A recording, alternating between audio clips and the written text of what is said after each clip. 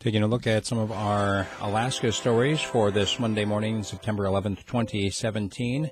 A man in custody in the Anchorage area after leading police on a high-speed chase on Sunday afternoon. The first call came in of a domestic disturbance around 1:30 or so. Police responding to the description of the car attempted a traffic stop. The car did not stop. They pursued. They actually saw the woman who was allegedly being held captive in the back seat. They pursued. High speeds. Car crashed. Woman recovered. Man taken into custody. Today is 9/11. Number of observances planned around the country, including one at the Rotary Park in Juneau that got a write up at KINY Radio in Juneau. If you want to go to one of these observances, all you have to do is look at your local newspaper. The Fairbanks transfer site, one of the transfer sites, was closed for several hours on Thursday after a dumpster diver found an artillery round.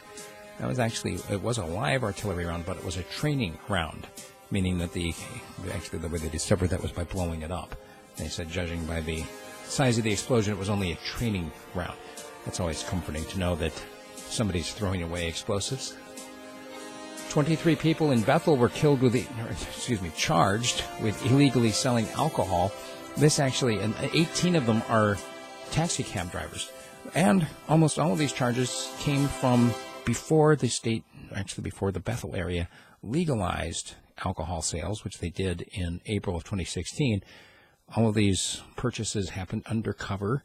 Troopers were basically running a sting, and most of them occurred between December of 2015 and April when they legalized it.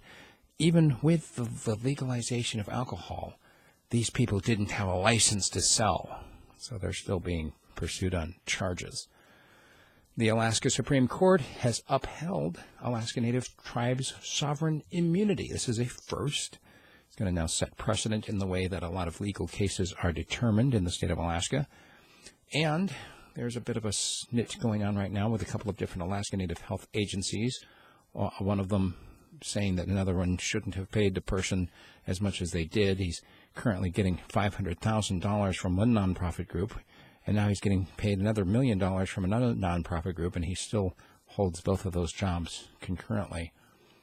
The Fairbanks City Council tonight is discussing giving a stipend to a number of families, I think around a dozen or so, that have contaminated water. Their wells were actually contaminated by the city fire department from the foam that they were using, the practice from years and years before. And there are many more stories than we have time for. Just know this, that last week's borealis display in the Fairbanks area is likely to be repeated in coming days because there was another massive solar flare on Sunday.